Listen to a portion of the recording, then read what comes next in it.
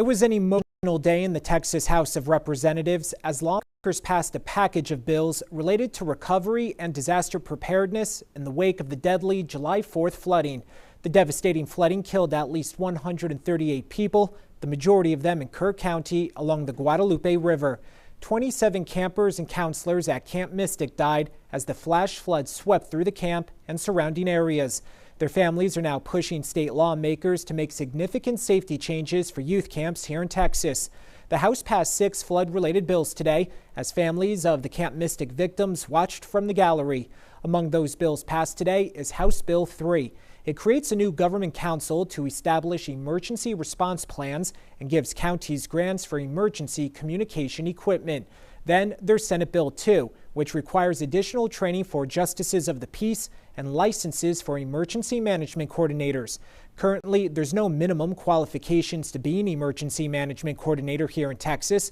The bill establishes clear lines of succession in the event the emergency management coordinator is unavailable, something that was an issue in the early hours of the response in Kerr County.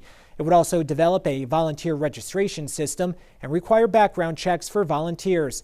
While many people show up waiting to help, state leaders say it can be overwhelming and hard to keep track of everyone, so a centralized system is needed. Nobody can tell when the next fire, flood, hurricane, school shooting, Mr. McLaughlin, is going to take place. But this state, we've said it all morning long, the locals can do better, we can do better. Being prepared and being ready to respond to a disaster is what we owe the citizens of Texas. Representatives also passed House Bill 1, which mandates youth camps to submit disaster emergency preparedness plans for 12 kinds of disasters, fires, floods, and illness. It would also ban camp leaders from putting cabins in a floodplain, create civil penalties, including fines, and the revoking of a camp's license for youth camps that fail to comply. For State Representative Drew Darby, who authored the bill, the tragedy was personal because his granddaughters were at Camp Mystic shortly before the flooding began. If July 4 taught me anything, it taught us that for too long we collectively have become too complacent. The local governments became complacent. We all became too damn complacent. I will not make that mistake again.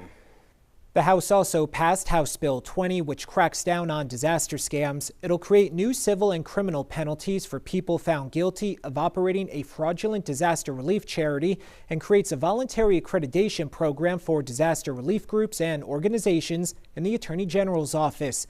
The lower chamber also advanced House Bill 22, which allows the state comptroller to send money directly to local governments to buy communication equipment. With the exception of Senate Bill 5, which goes to the governor, the other 5 bills now go to the state Senate for consideration.